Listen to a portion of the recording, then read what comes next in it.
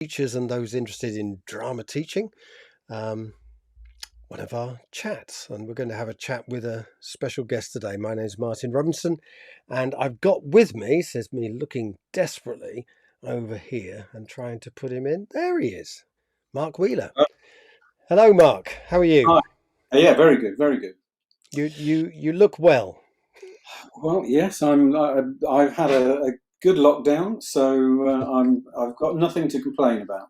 So yeah. Good stuff. Mark, we're going to talk a bit about drama teaching and the way we've done it in the past and perhaps would do it now, and also about the whole field of drama teaching beyond what we do, perhaps giving some opinions about ways forward for it in the future. But also, people are dying to know you're a playwright. Your books are many and varied, but there's quite a few of them on the exam syllabi. I say syllabi rather than syllabuses, you'll note.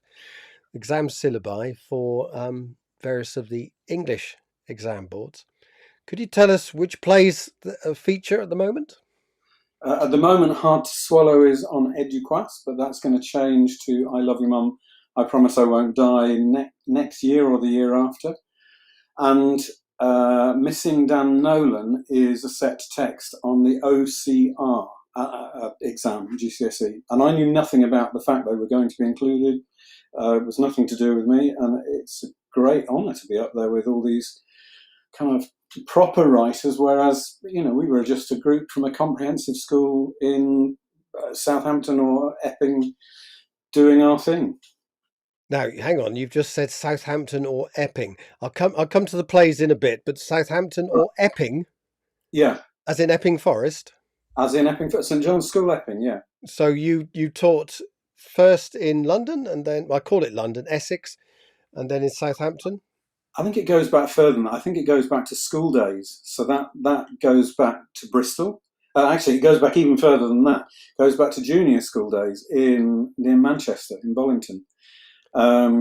So I was at a junior school, as everybody else was, and my mum and dad moved around a lot. I was doing really, really well as a kid in junior school, loved school. And then I was suddenly taken over to a private school, taken for voice trials. Went to Lincoln Cathedral School, and suddenly at that point, life became very difficult because I was placed into a very difficult sort of educational system, and also what ended up being an abusive one. And I was dreadfully homesick. It put me off school completely, and I ended up not doing well. I failed the 11 plus. I became the class clown. That was my way of dealing with things. I wasn't top of the class, which I was used to being. I ended up being bottom of the class, but a year ahead of myself. They kept me back for a year. And at the end of prep school, you're meant to do a thing called the common entrance to get into a public school. And I wasn't allowed to do that. So I just had to go to the local school. And by that point, my mum and dad had moved from Lincolnshire to Bristol, and I ended up in a secondary school, which was a grammar school. And I was put in, even though I'd failed the 11 plus, somehow my dad, I think, managed to pull some strings, and I managed to get into the third year of a grammar school, which in the fourth year turned into, mysteriously and magically, a comprehensive school. And we moved up the road to a brand new building.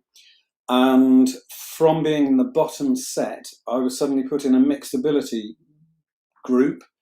And I think that's where all my kind of educational thing began. And I was able to be much more fluid and move between being a bottom set kid, not feeling able to mix with the upper set kids. Suddenly I was in the same class as these upper set kids, and I was working with them. That really made the biggest difference. That'll take me through to, and I was in mainly CSE groups, so I didn't do O level, and I got in the end 5, 6 equivalent O-levels. 3 of them were CSE grade 1s. And I'll leave 6th one for a minute later, because maybe it would be interesting to hear what your junior school and secondary school education was, and I'll come back to this. Oh my goodness! I don't know how to. It sounds very similar sort of Ah, experience, interesting. which is interesting indeed. I went to a comprehensive as well. It used to be a grammar school, but I started there after it was a comprehensive, and they left the people in charge from the girls' grammar school in charge of the entire thing, and it collapsed. The school was absolutely shocking. There was the discipline structures who were set up for grammar school girls now had to deal with secondary modern boys, and chaos ensued, and it was complete anarchy. I mean, motorbikes on the corridors. I remember one of the teachers' cars being turned upside down in the school car park. Bullying rife, Where was gangs, it? all London? this sort of stuff. No, no, no, no. It's it's rural Oxfordshire. It's the Oh my same word. same school that Theresa May went to. And she was at that time, though it was a girls' grammar school when she was there. By the time I got there, it wasn't.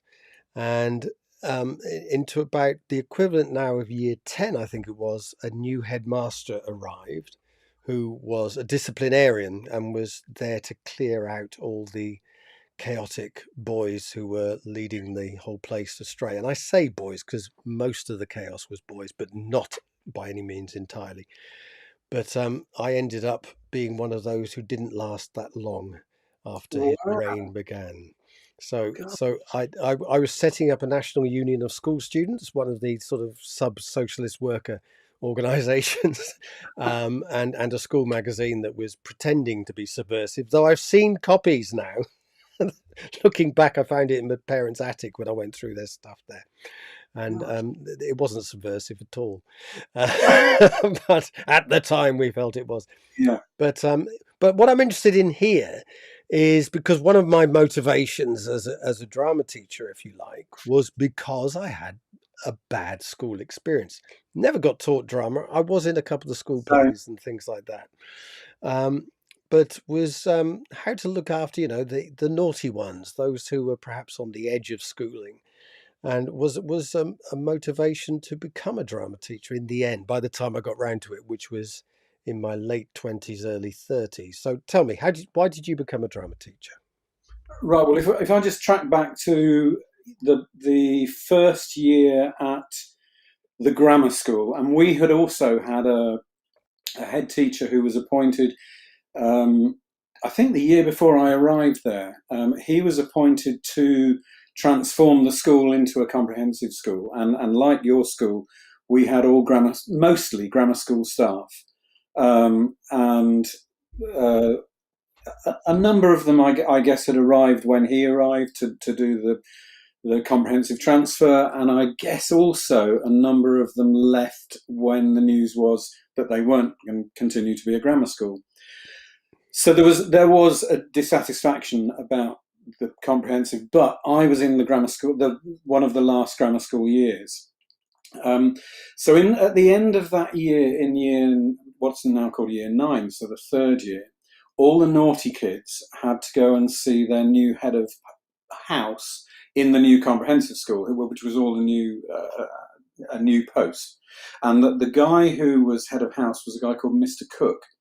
And I can remember him going in and just thinking I was going to be told off, which is what had always happened before. And I can remember going in and him saying to me, Mark, from the little I know of you, the Mark that I see other people talking about is not the Mark that is reflected in these school reports. And that really resonated with me, the fact that this was a teacher who wasn't telling me off because I had been naughty, but he was showing trust in me. And I kind of vowed to myself that I would never let him hear about me getting into trouble. So anything that he might hear about, or anything that happened directly in front of him, would I'd just be nice and be good. And it was that simple. It was like a switch. And I was never, ever bad in front of him. Then tracked forward into the sixth form, and he was still my head of house then in the lower sixth. And it was announced that he was going to leave. And this was my introduction to drama, because like you, there was no drama in the school. And his, I wanted to mark his leaving with something. And so what I did was to arrange a This Is Your Life for him, which was a TV program. We did it as an assembly. And I arranged meetings somehow with his wife and family, and we got brothers and whatever to come to the school, and just arrange this kind of, I guess it was a production, about his life. And that's what I did. But also I had another thing that I wanted to do, which was to get some of my songs performed, because I was a songwriter. I really wanted to be Ziggy Stardust, not a playwright. So I was busy writing, I'll call them rock songs, but they definitely weren't. They were songs, and none of the rock bands in my area wanted to perform them at all. So an ex-girlfriend, she was my current girlfriend at that point, wrote a little play around my songs, and we put on a musical at lunchtime by way of a farewell to him. It was called Hardened Criminals. And that taught me that suddenly there was something I could do. I could gather groups of kids together, get them to enjoy themselves, and in enjoying themselves, work towards something which was a production, which I couldn't write the words to, but I could do the music to. And the success of that led me in the following year, in my final year of sixth form, to do 2 productions. That the Hardened Criminals had about 6 kids in it. The next one had about 20, and the last one had about 80. And in that year as well, a drama teacher arrived. So I kind of hooked up a bit with her and went into her drama lessons, and just thought, this is good fun. I could do this. So with literally no drama teaching experience, but seeing her work, doing this work myself in extracurricular, I applied to be a drama teacher at college, and went to Goldsmiths and trained for 3 years to be a drama teacher. I failed my A-levels, so I did a course called a Cert Ed. But the value that I had from my sixth form was being able to direct these productions, and that was the most valuable thing. So you did a Cert Ed at Goldsmiths, Yeah. and a BA, or just No, the no, whole no, thing, no. the Cert Ed. So you're not BA'd, you're certed. I'm certed only, and I You're had the option of certified or staying something. on. I had the option of staying on, but I absolutely didn't want to, because Yeah. I wanted to get out and be a teacher. I wanted to do more of these productions. Did that open up primary school teaching for you, or could you go straight into secondary school? Well, the college that I'd actually applied to closed down in a very early round of government cuts, which was in Birmingham. So I went to Goldsmiths as a last resort, really, and ended up on a middle school course. So I trained to be a middle school teacher, but I knew I wanted to teach specifically drama in secondary. So when it came to applying for jobs, I applied for secondary drama jobs, even though I'd trained to be a middle school teacher and done primary training. So how Okay, about now you? that's interesting. Now I went to Goldsmiths to do my PGCE in drama. Oh my word! So What year? that here we go. Oh, you've 19. been later, because you were older when I was 76 to 79. Yeah, I was. How old are you?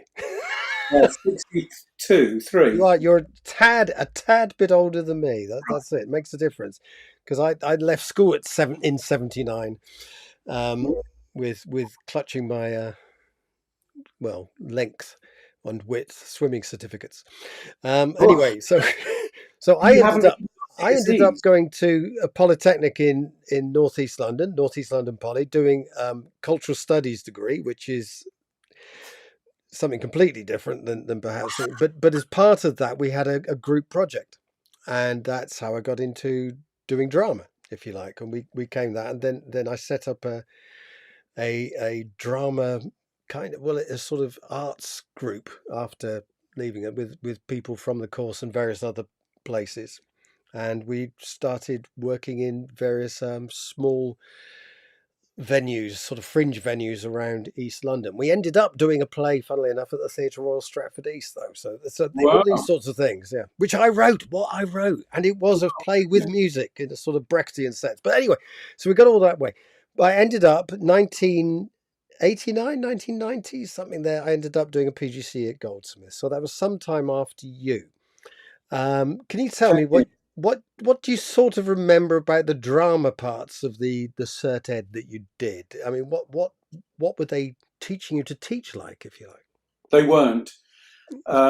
They were teaching. They were teaching me drama, quote, at my own level, and it wasn't my own level. It was way different to whatever my level was, and I wasn't really interested either. And I can remember that the only thing that vaguely interested me was they did we did a study of a Pinter play called The Birthday Party, and I really enjoyed the idea of him trying to get language to be as real as possible. And I enjoyed his use of pause and all of that kind of thing. So that grabbed me. But little else that we did in drama grabbed me. What we had about, I think, an hour a week training us to teach drama in school. And the people who were on the secondary course got a little bit more than that. I got just an hour a week.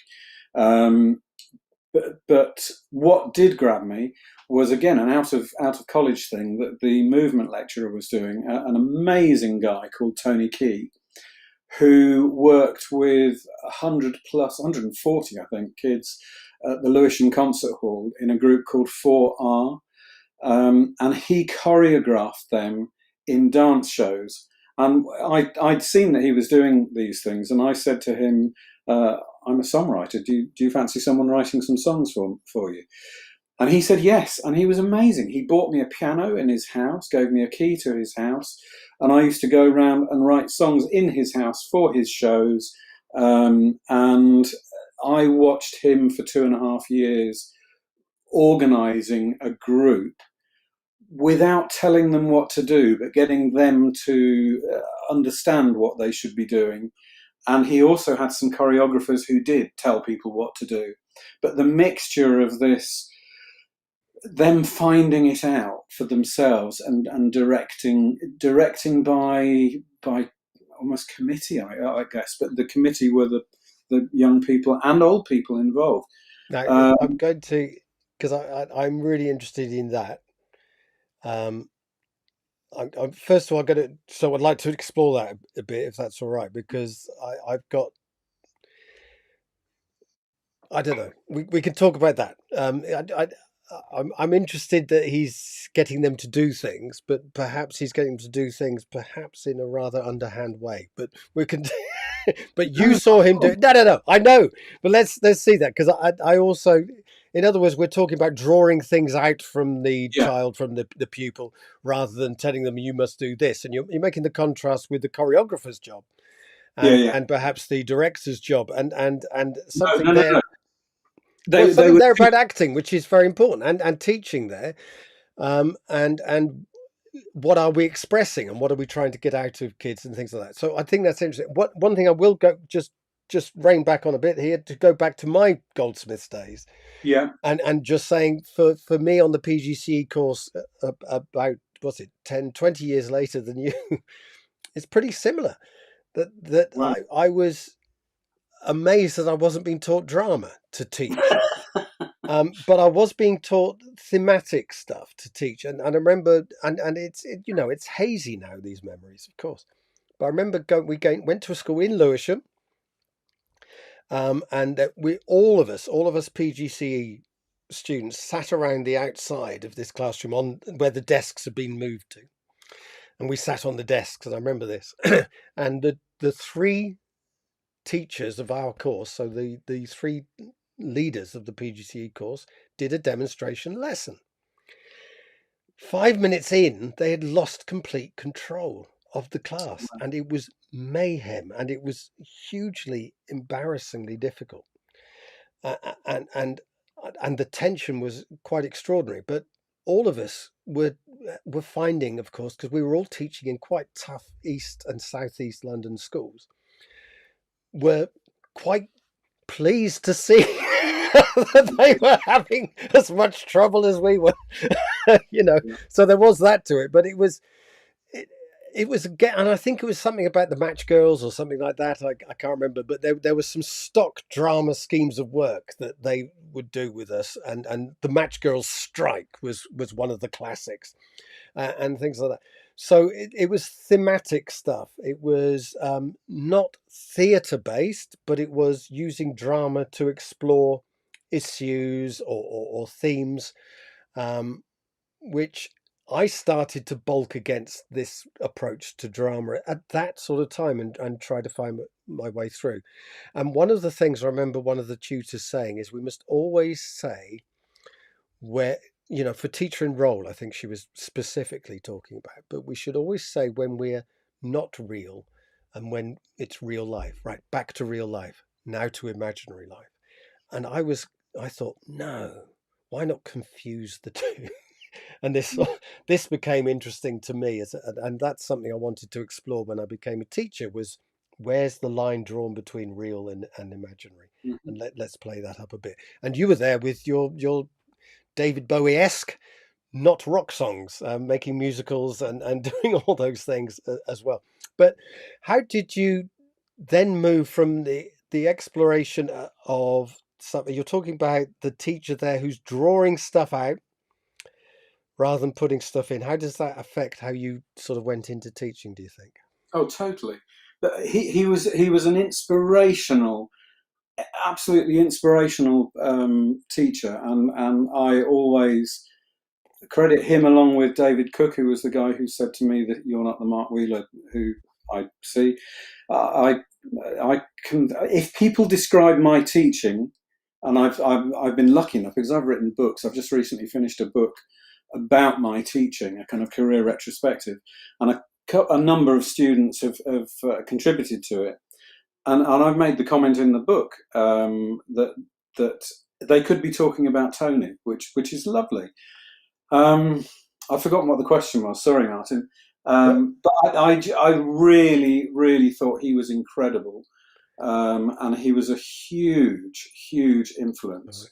I was going just jumped over the screen there. What I was asking was how, and you brought in a book advert, which I didn't know you brought in, bringing out another book. So that's well done for that one. We'll talk about that as well.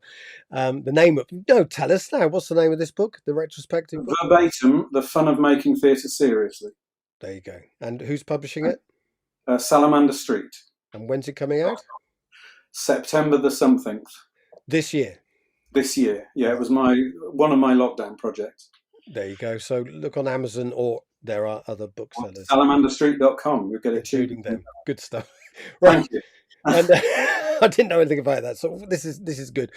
Now, you were talking about the retrospective. So obviously they were talking about you as a teacher, the Yeah, pupils talking about you as a teacher, and some of those we reflected in the I've forgotten his name, the Tony Key. right, Tony Key.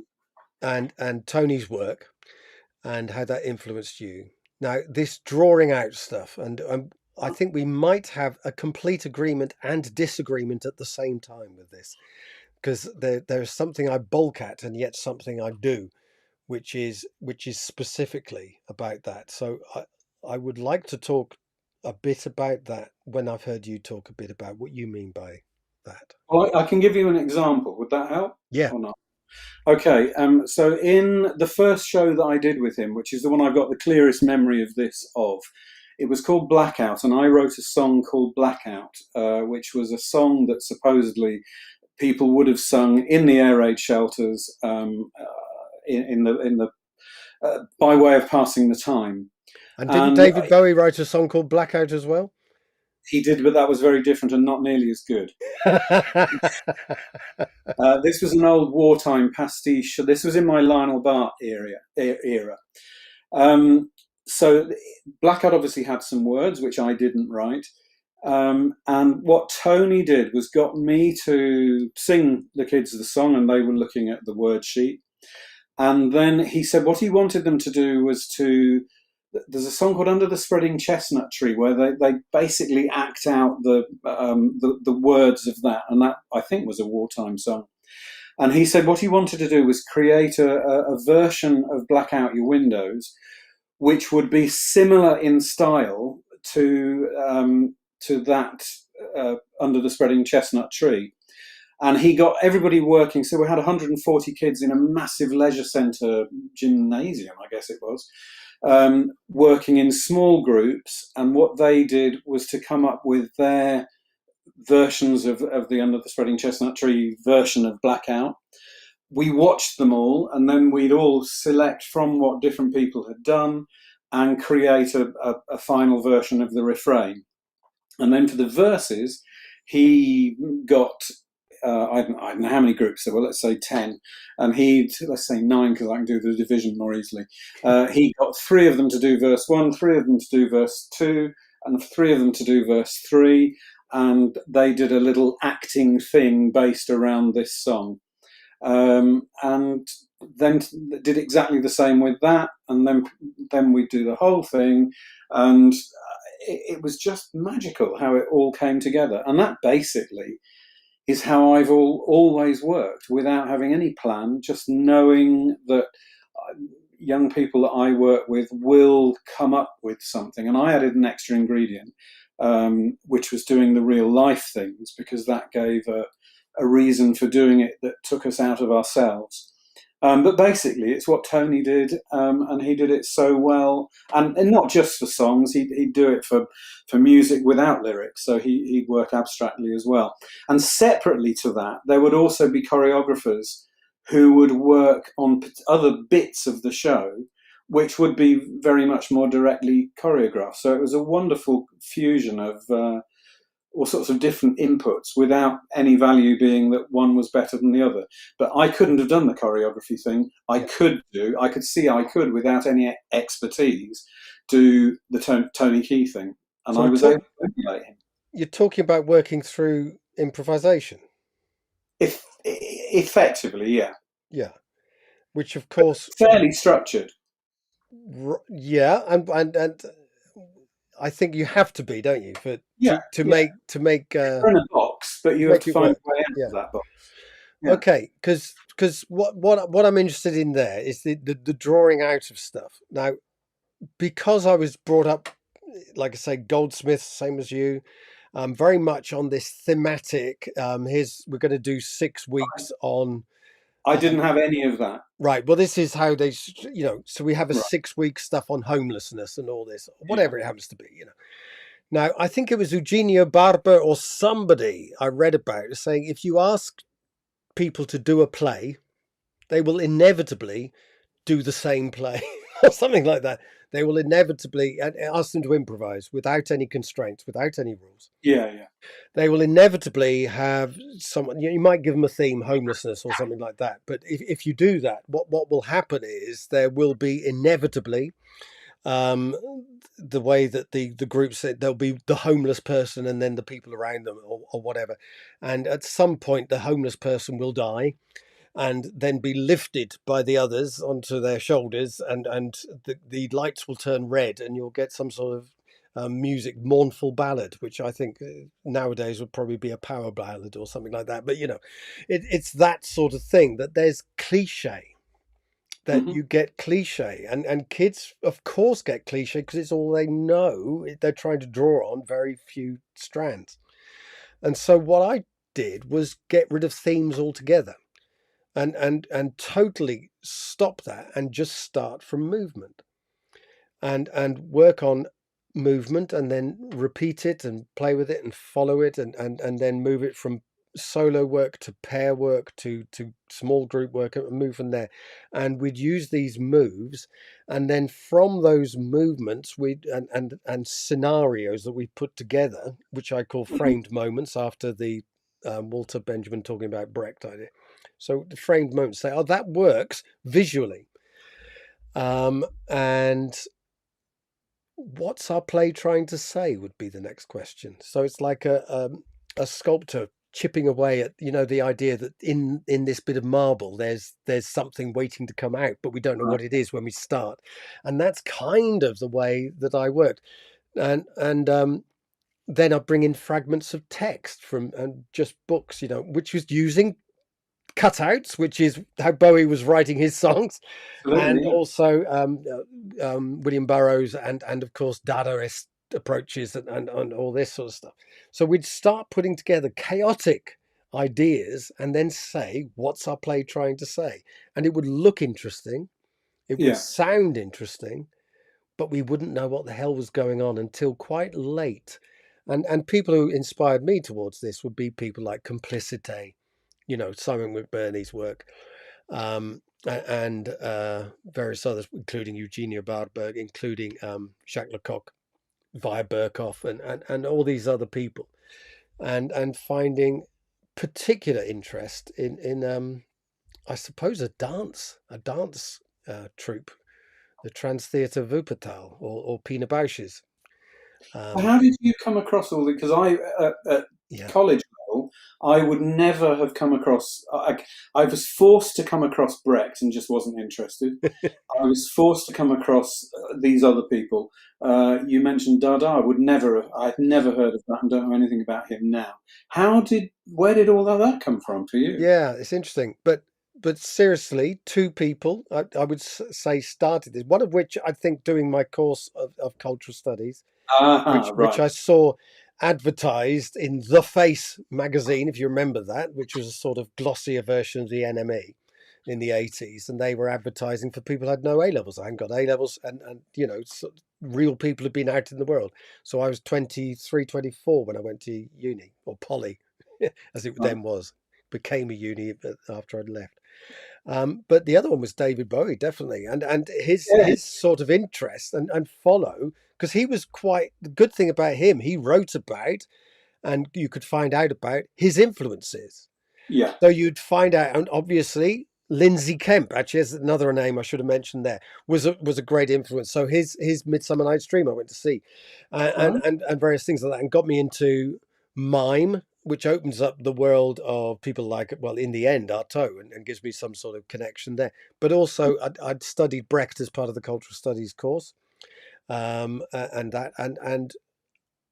because I was living in London, I think it helps as well with Sadler's Wells, and Pina Bausch came to Sadler's Wells. But actually, I know what it was. There was a book by Elizabeth Wright called Postmodern Brecht, and in there, so Brecht, my interest. So I so I look at that book, and I was writing my dissertation at the time. That's it, on postmodern political theatre. Okay, that's my dissertation, and in there she talked about Pina Bausch, and about that time, Pina Bausch came to Sadler's Wells. So and a lifelong love of her work from then on, and the beauty of the visual side to it. And interestingly, one of my pupils I was teaching at that time was Gemma McDonnell, who came to form Paper Birds, and there's a Well, sort of connection to we have their another work. connection because one Go of on. my pupils ended up being involved in Paper Birds, whose name is Kirsty Housley, Yes, and she is also Simon McBurney's assistant director. there you go. Oh yeah, We're finding all these connections. yeah, Who are we?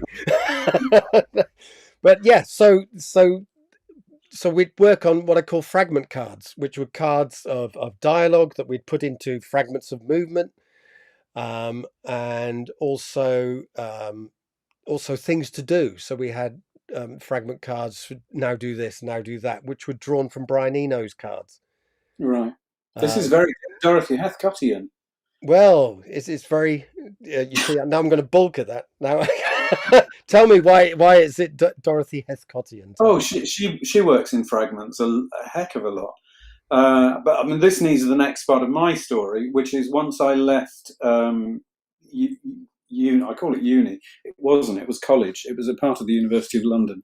Um, I applied for jobs, and the job I got was in Milton Keynes at an amazing school called Stantonbury Campus. Again, so fortunate to get a job there, where there were four other drama teachers, and I was the baby drama teacher. And they didn't just have one head of department and 4 little drama teachers. They had one director of drama, one head of curriculum drama, one deputy head of drama, and then 2 baby drama teachers, of which I was one. And it was only a school of probably nearly 2,000, but 5 drama teachers. So it was a seriously considered subject.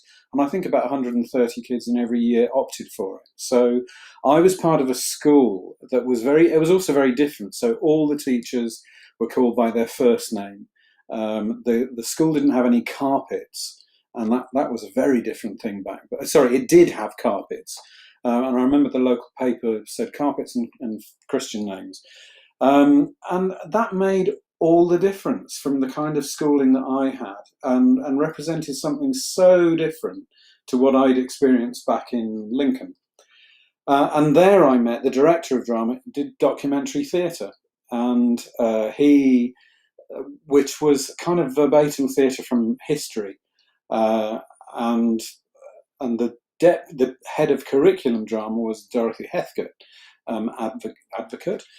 And so via both of them, I learned, I watched Roy do documentary theatre. I was continuing on a completely separate path, trying to get my songs performed within plays.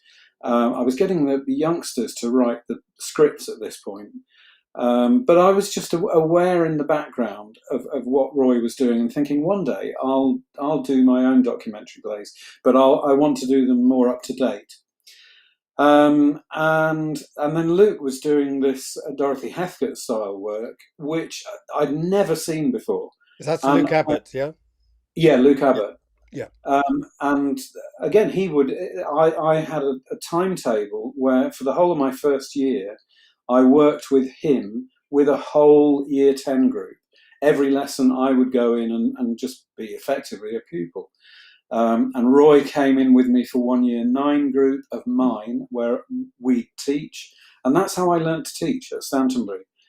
So my background in teaching was very much through Dorothy Heathcote, transmitted by Luke, who gave a wonderful version of it. And then rumbling on in the background was this documentary theatre thing as well. And that was what served me for the rest of my career. So it added to what Tony had done with these massive number of kids, working in a movement sense. So that was my first job. And that was... And at that point, I ran out of people to write plays for me. So I had to start figuring out how I do the word bit myself. And that's where I began to become a playwright. So I turned Blackout, which I'd done with Tony, into an evacuation story based on my mum's experiences in the war, and kind of structured out an improvised thing. And we wrote a big musical where I tape recorded the young people doing improvised scenes and then used those words to create a script. Mark, where did you learn? You're talking about learning to be a teacher there by, I suppose, the apprenticeship. Yeah, working with the masters. I'm going to put that in inverted commas, but well, Heathcote I and was Abbott. really lucky. Yeah. Now, how did you become a playwright? I mean, who taught you to write plays? Had you read plays? I mean, No. you came from it sounds reasonably posh to me, I must say. You went to prep schools and things like that. So there must be an element of poshness going on there. Music poshness, yes, not play poshness. I had possibly seen, I can't even remember the title. I've written this in the book. There's a play about a girl. I can't even remember what the play was. I might have seen a play. Time in the Conways. Is that a play? I think so, yeah. Right. Okay. I might have seen Time in the Conways. I can't remember anything about it. You must have seen pantomime. If they came to school, yes, but no. Really hadn't seen anything. I'd seen. No, I really hadn't seen anything. But when I went to Stantonbury in Milton Keynes, they ran school trips. So I went with the sixth formers to see. I can remember seeing Jonathan Pryce in Hamlet. I really, really enjoyed that. And at college, I'd also seen Midsummer Night's Dream in Regent's the open air theatre, and that was wonderful. So I'd seen some. I began to see some really good things, but my watching of theatre didn't happen until I moved to Epping and took groups to Edinburgh, and then we started to watch stuff there. But literally, no, I didn't know. We were just making it up as we went along. Right. So you're making it up as you go along. Hmm. So, and you and me both on this. So I'm not going to pull any punches here and say clearly we don't know what we're talking about. Both of us, Yeah, rather than one of us. Um, there is, of course, in theatre, a whole group of people who have studied it yeah, to a very high level, not just professionally in theatre, treading the boards week in, week out, but also going to places like RADA. And if you were going on a medical course, you'd want people who are trained to teach you about medicine. If you were going on a music course, you'd want people who are trained in music to teach you about music. I would venture similar in the world of art. I mean, painting and sculpture and etc. no. That well, For no, I'm going to hang how to on. draw If properly. How to you draw. go to Tracy PE, Emin will come into this conversation a bit. What I'm if you interested look in at is PE, our local sixth form employed Jason Dodd as a football teacher. And I think his expertise in having lived that rather than trained to be a PE teacher was really brilliant. yeah, lived what Being being a a footballer, footballer. yeah, Yeah, so professional yeah, within the field, literally in his case. hmm yeah, um, yeah, sorry about that dreadful pun. But semi-trained, just experienced, yeah, um, but not in terms of professional theatre now. I'm thinking about you're talking about Pinter. It came up earlier, and then seeing a couple of plays when you go to Milton Keynes and then Epping. But the whole professional side of theatre, which Heathcote was not part of, and we'll come to Heathcote's involvement in theatre as drama teaching rather than theatre as a professional way of putting on the art is different. Do you think that drama in schools should be about the art form, and taught by people who know their way around a stage, literally in this case? it depends. I don't think there's a definitive answer to that because I think I would say that my willingness to go on a voyage of discovery and my students' willingness to come on that voyage with me worked equally as well and possibly better um, than some other drama teachers. But equally, some other drama teachers who have had all the training may have done it better than me. So I'm not saying I'm the best, but I certainly wasn't the worst. Okay, so things like fights. There are ways of doing fights. There are Yeah, some ways of making them look good and do it safely, for example, which should be taught to a teacher, for obvious reasons, rather hmm than just trying to make it up as you go along. You mentioned choreography and also things like set design and lighting and puppetry. And if we go into circus skills, which I know we could do as well, you'd want someone who knows how to operate on a tightrope and a trapeze. You'd want them to be able to do it professionally. People who know about stage left, stage right, downstage, upstage, and about voice projection, movement in space, this is a favorite drama teacher word, proxemics, all these sorts of things. Um, Now, if you're coming into teaching in a secondary school now at the age of, let's say, 21, 22, don't you need to know about all that stuff rather than I've done a bit, and I'm talking about me here, I've done a bit yeah, here and I've watched a bit of Pina Bausch. I think I can now be a drama teacher. Don't you think they have to be more professional than you and me had to be in those days? yeah, but they're still young, and maybe they do, but I don't know whether that's good or bad. No, well, Because, that's another thing entirely.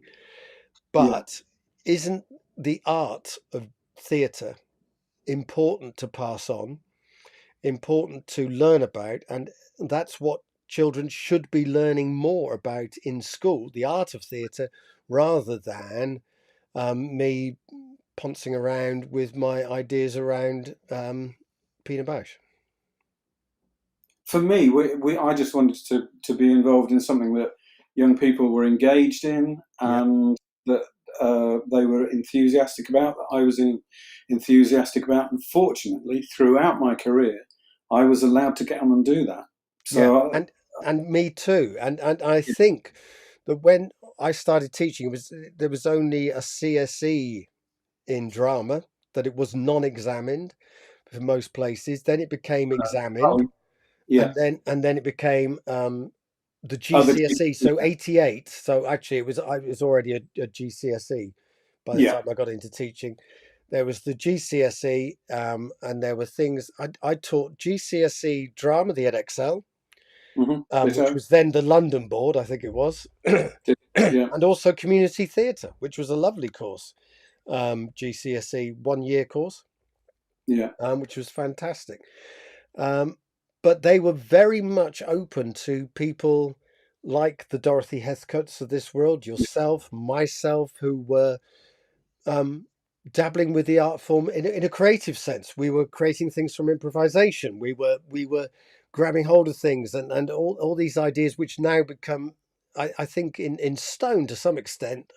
Roll on the wall, conscience alleys, or all these other things that freeze frames, I still didn't ever use images. any of those things, to be honest. Right, okay, but they started to be entrenched in the I keep saying EdXL, the London board's Yeah, they got names, descriptions. didn't they? Yeah, they Yeah, got named. They got said this is what this is, yeah. and it became more and more part of it. And even to And what that today, was watering Dorothy Heathcote's stuff down to absolutely what it wasn't. can you examine Dorothy Heathcote? That's I mean I don't mean examine Dorothy Heathcote, but Yeah, we can she become used part to of the stand for exam? it. I don't think so.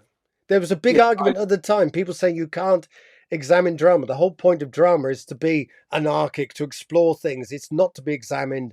It's for the good of the child. It's nothing to do with whether they pass or fail. Anyone, can be as good as anyone else. And talking about drawing out from them. Wasn't that part of the argument at the time? yeah, we used to examine it at Stantonbury from a Dorothy Heathcote perspective, and we could have people who were good at it and people who weren't as good. Um, Do you yeah, mean kids? yeah. You were happy to tell kids they'd failed at a bit of mantle. Well, I wasn't Mantle the expert, but Yeah, okay. we did Dorothy Heathcote style things, and we had to mark them within the CSE. We did one of these Mode 3 CSEs, Yeah. and yeah, they were marked. And yes, we were happy to tell them Wait, what. right. Were you happy though? I mean, when, because I Yeah, remember that when the CSE came. No, I mean, but seriously, because there's this almost drama as therapy sort of approach, which is we're working in the inner city with these kids who've had difficult lives. We're going in there. We're using drama as a way of freeing them in the Paulo Freire sort of way. yeah, but what Theatre we did for the was oppressed, allow if you like. So a, Boal.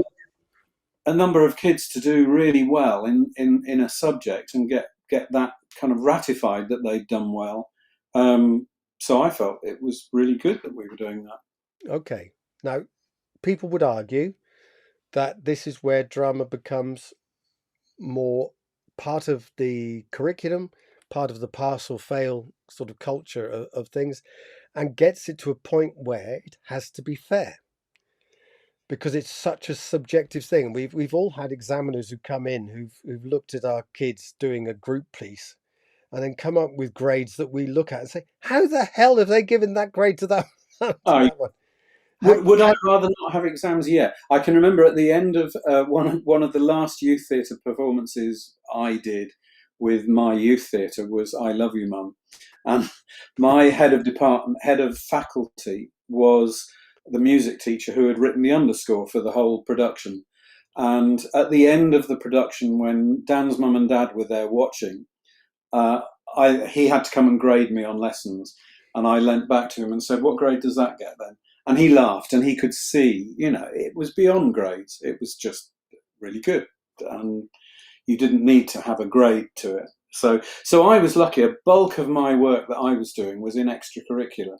And if I look back on my life, and my kids' lives as well, all the most important work for all three of our kids and for me came from what was going on in extracurricular, not in the curriculum. So for me, that's where the big value was, in youth theatre and in extracurricular, not from exams. My exams don't bear any relevance to my life whatsoever, other than being a little key to a door. And now I think that key's got bigger for kids these Absolutely, days, yeah, and the fact that they've just gone through a system of teacher assessed grades, so yeah, tags, yeah. have become, well, hellishly time consuming, but quite stressful for teachers to get But that this was, fair. How do we know that the school in Southeast London is marking the same? Let's say it's the same kid doing the same thing, exactly the same in Southampton, let alone when a travelling examiner does it. It's likely to get grades all over the place to some extent. Now, this is why the same drama. exists with a reviewer. A reviewer comes and slates a play, and we were Yeah, but it described isn't though, in because one play in Edinburgh as being the worst at the festival, and the next day we got 5 stars. yeah, well, which is a case in point, of course. But these are children, and it's ostensibly their future. It's also the school who needs your grades there to keep their That's where the place in the problem. league tables. So they're high stakes. And you Yeah, could say it's slightly more high stakes than Edinburgh Fringe Show, but not necessarily. And I understand that. But because of the high stakes nature of it, they've had to make exams more accountable.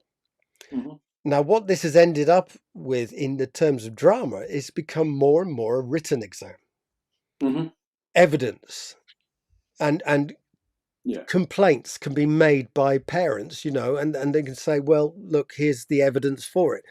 Now, in the days when I was, most of the work was, well, it was group work, um, 100% students, practical. 100% practical, and then it came to 60% practical, 40% coursework, written coursework, and it's got to a point now. I think it's up to 80% written, most of which is in paper exams, and the 20% coursework come practical coursework Yeah, is much less of a thing than it used to be. It used to be the major part to it. So the accountability system, if you like, has made drama less dramery and more history come theory. And yeah. do you think that, can you see why that might be done because of exams, and why that's not necessarily a bad thing either, but it's different than we experienced when No, we I started can't teaching? see why it's not a bad thing. I think it is a bad thing, and I'm so fortunate. I left teaching by chance the year that all the written exams, big time, came in. When the syllabus, what are they called? The way in which the exam is structured changed. I happened Yeah. to leave that year, so did I you left at the right did you time. teach the A level ever? Uh, no, and I wouldn't have been able to. Yes, I did for a year. I was thoroughly rubbish at it because I didn't have enough information. I had a lovely A level group, one of whom I've started to work again with last week. This is back in Epping in 1985. We ran it for a year because when I took over at Epping, they had groups of 6 doing drama. The next year, we were having groups of 60 from a year group of about 100. And then they wanted to go on to do A level, so I wanted to offer it. So myself and an English teacher offered it, and I did the fun bit, and she did the Englishy bits. The And Englishy bit. yeah, What and A level was it? Do you remember? there was only one, so we didn't have a choice. AQA. Yeah, AQA Theatre Studies. Yeah, yeah. I loved it. I And loved we did it. teaching. We did it for one double year, and then I left and moved to a school that was 11 to 16. So it wasn't ever an issue. So, I loved so it. I wouldn't have been able, and I came unstuck when BTEC came in, and Right. suddenly I had to know about theatre history because I didn't.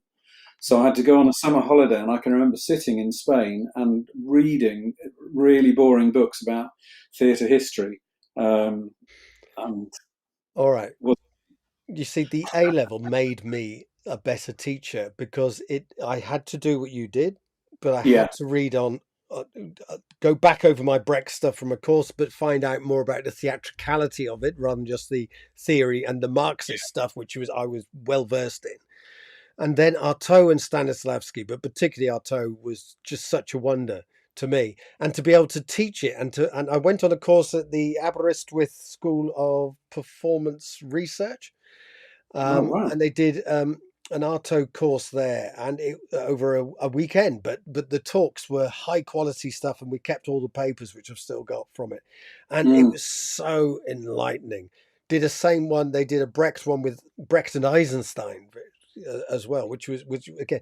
So the academic side of theatre actually really grasped me, and then Chekhov and finding Chekhov and teaching the seagull and the cherry orchard and Shakespeare, blah blah blah, and then the Greeks, and then teaching Oedipus and teaching Antigone, and Antigone particularly, I love it. But those sorts of things, I became educated academically in theatre by teaching it, and that A level really opened up that world to me.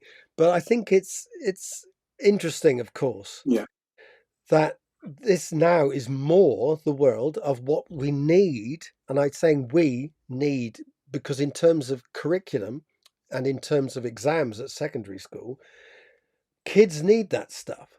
The other person who opened my eyes to this was Ken Campbell. I'm working with Ken Campbell. Um, was eye-opening in lots of ways. But one of the things he taught me, I mean, apart from improvisation and all those things, which is another thing, but one of the things he taught me was rep.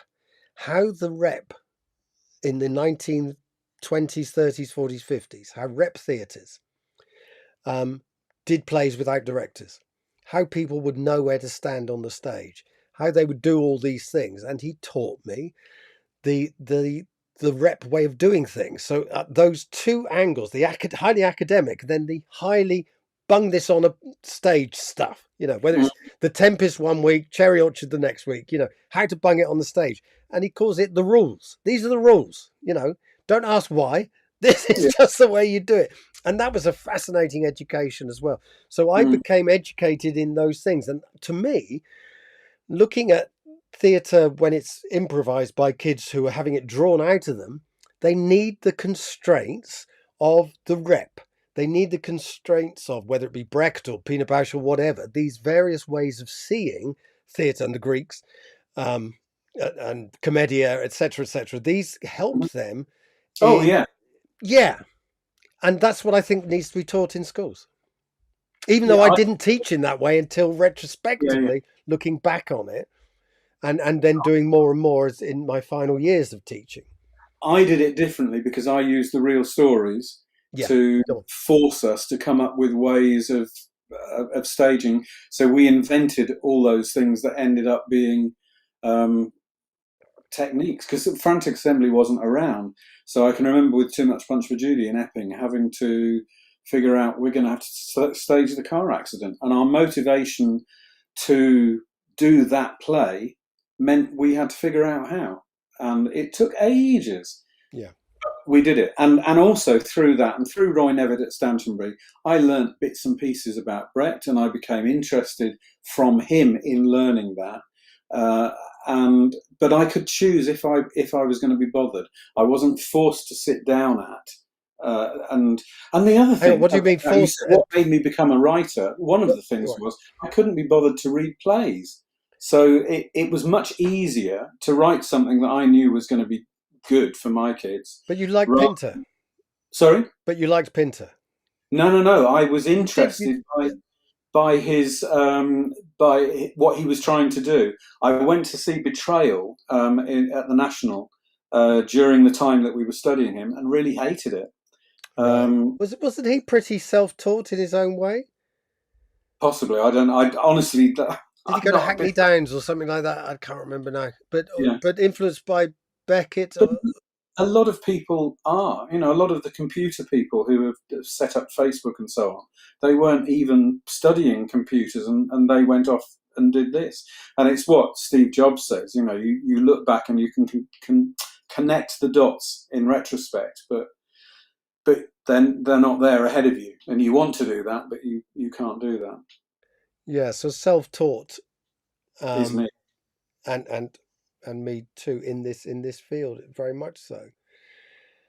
But like I say, I can see by being self-taught, if you like, how much I've missed out on by not being taught Right. within the art form itself, and then having to find it out, and then apply things retrospectively. Oh yeah, then I can do this. If you were writing a curriculum today for today's schools, with today's teachers, with today's students, with today's exams in a secondary school, what do you think it would be like? I wouldn't want to do it, and I couldn't do it because I think the extracurricular is what has been really important for me and my children. And that's making stuff, though, isn't it? Yeah, for It's Ollie was making theatre. well. In my instance, yeah. In Charlie's, it was dance. In Ollie's, it was art. In Daisy's, it was singing and Yeah. music. Okay. So they're the things that have lasted with them. Which And is the one who did Circus Skills? Charlie, he was a Charlie. he was a break dancer. So all of that, and he fortunately went to a school where they had a dance department, and he was one of the first boys to do dance, and then he came home one day and said, "I'm going to go and do a circus degree," and Yeah, yeah. as a drama teacher, I thought it was the stupidest idea ever, and But but it's been the best thing he's ever done because it gave him a career and it gave him a yeah, unique skill. and I'm interested in that they don't teach circus skills by drawing it out of it. They tell them how to do it, don't they? A mixture. They Unless you're have clowning, I people who suppose. do the skills. The clowning thing is wonderful, yeah. Yeah.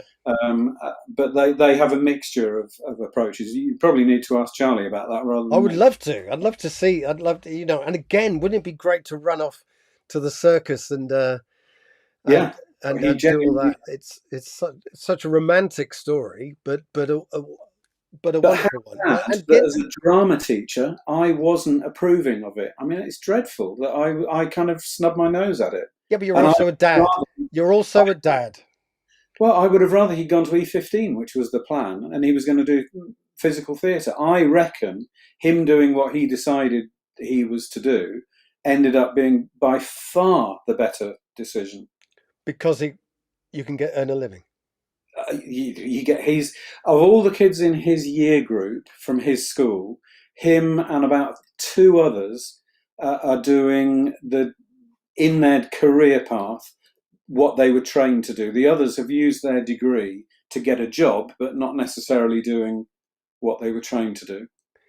Do you think there's a role in schools to have, well, better vocational I think schools just experience? need to be completely different. Go on, tell me. Um, Change the whole school. Tell us. well, the first thing I do is lose all the ridiculous formalities that there are. I wouldn't have the sir and miss thing. That's absolutely the first thing. All right, can I tell you a story about this going back to my school days? Yeah. We had this was in 1975, something like that, 74, 73, something, I don't know, 75, I think. And we had the trendy new teacher arrived, and he's Alan Harris. And he says, right, you can call me Alan or you can call me Sir. Let's make this democratic and let's have a vote. And the class voted, and they voted to call him Sir. He said, right, fine, okay. So then, but he's the one, funny enough, who wrote plays and got us involved in doing school plays. We went down, we did a production at the Young Vic, which was unheard of. Even got in, we were in the Observer, for God's sake, and they had a picture of me in the Observer at the age of 16, singing songs written by our head of music and Alan Harris, our head of English. unfortunately, our head of English, our English teacher, Alan Harris, who wrote these plays, unfortunately, he did go downhill and an anarchic side came out a bit too much, shall we say. And he drowned himself literally in alcohol by the end of it, and didn't live. That the Christian name thing goes hand in hand with that. I certainly didn't. I don't drink. Yeah. And I was Mark from the beginning of Stantonbury right the way through until the end of my career, and that made all the difference because it was authentic. It was. I just find it really weird that teachers would want to be called sir or miss because I haven't been knighted, and if I was, maybe I don't think I'd want to use it anyway. And So of course, it's not dame either. no, It's miss or but ms I now. remember I spent Madam. 3 years in a school where everybody, including the head teacher, was called by their first name. So it wasn't a trendy thing. It was just something that happened. Yeah, it's. I don't know whether it's the top of my list of things to change. I mean, it's like uniform as well. I mean, one of the Yeah. reasons I didn't last at school was because they introduced a uniform with the new strict head teacher. And on one day I got sent home because I didn't have a tie. And the next day I just went to school with the top half of my body. All I wore was a tie. Very So, good. you know, Bizarrely, I wasn't at all interested in whether or not we had a uniform as a kid, and I only became interested in it when at Stantonbury they didn't, and then I moved to another school where they had uniform a bit, and they just spent all the time talking about it. We'd never talked about it at Stantonbury ever because they do you didn't think have one. is this a class thing though? It's an English thing. Is In it? America, they don't have it. Yeah, they do in some schools. Right. But In France, they didn't have it that I ever came across. yeah, When I but they was always seem to. I think it's when they come from French schools over here and they've all got the same rucksack on or something like that. I don't know. They're all on the tubes. They all look pretty similar. I think there must be a dress code or Right. something. Well, Certainly when they Charlie come was over. saying when one of his friends, one of his circus friends, came over from abroad somewhere, they were saying how cute it looks that they're all in school uniform, and it was a really kind of Yeah, cute. yeah, yeah. But But is it particularly? I mean, people have got this strange thing that it stops people seeing which class you're from, as though that's the big hang up over here. And yet, if you go to right, that school, it tends to be the posh school, and that one tends to be the poor school, and all yeah. that.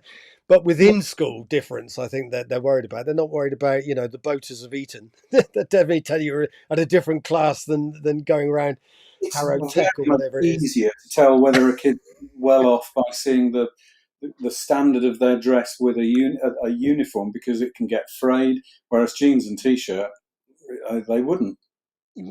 I think with well, I don't know that necessarily, but it again, it's trying to hide poverty rather than tackle poverty. I think is the main issue. Why not? Yeah, let's put all our energy into making sure there aren't that many poor people. Well, yeah, that's great too, but But that's the old Marxist in me coming out right. there. It's just for me, it's not. But in terms of curriculum, I don't have that expertise. But I just think I went through all my teaching career, and I guess we're going to have to draw this to a Yeah, conclusion.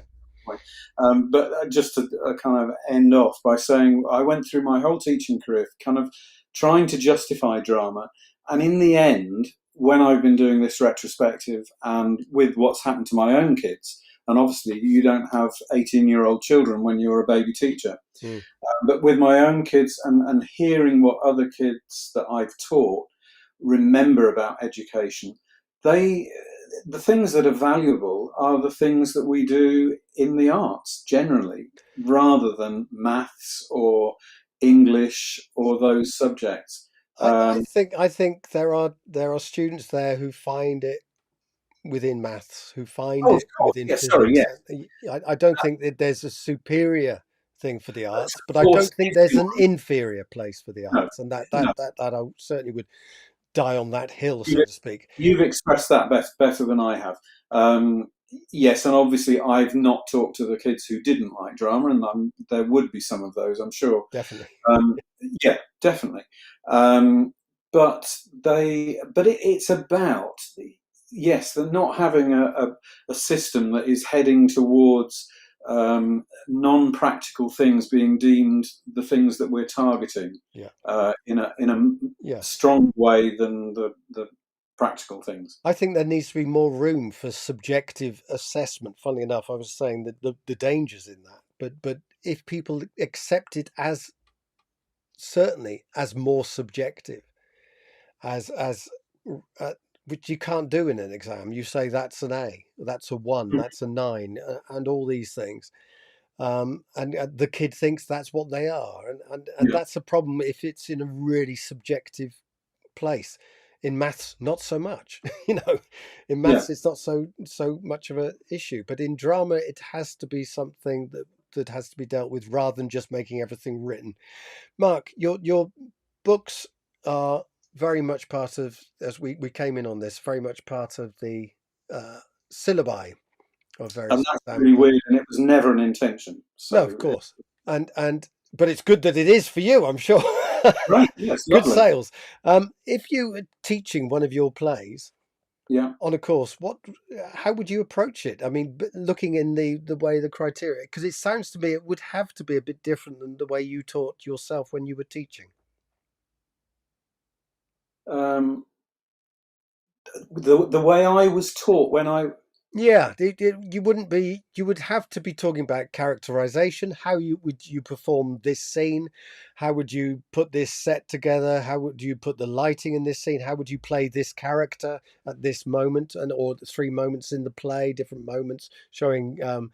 You would have to know a bit about Stanislavski. You would have to sort of do this in the style of. Is this a realist play? What does that mean? Is it naturalistic? What does that mean? You would have to get involved in this terminology to give kids the language to describe what's going on when they want to direct your play or act in your play on paper. They've got to write these things down. yeah, I wouldn't be very good at it probably, but that wouldn't worry me because I can put them on, and that's what they were intended to do.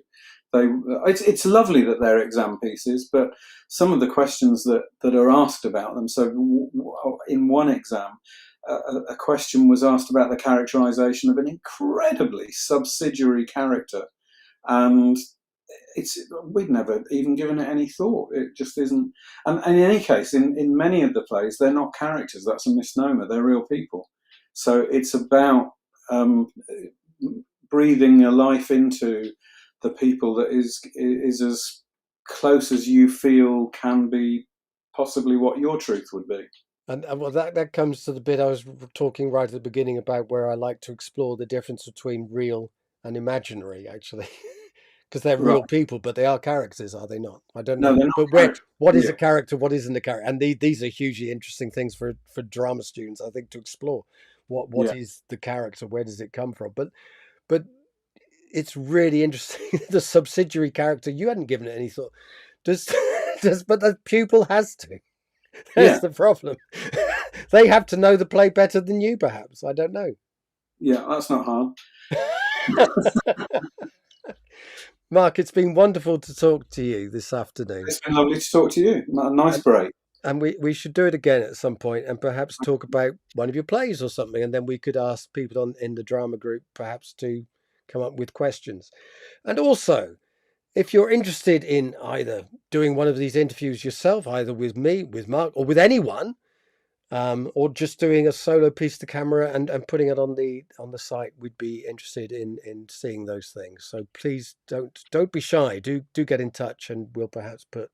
Or who would you like to interview in the group? Who else would you like to see interviewed in the group? Then just put it down below, either on the YouTube sites. I think Mark's going to put it on his site as well as Love my to. Yeah. site, but also in the Facebook group when it goes up there. So thank you very much. Look, Mark, thank you. Thank you very much. It's been brilliant. I'll see you again.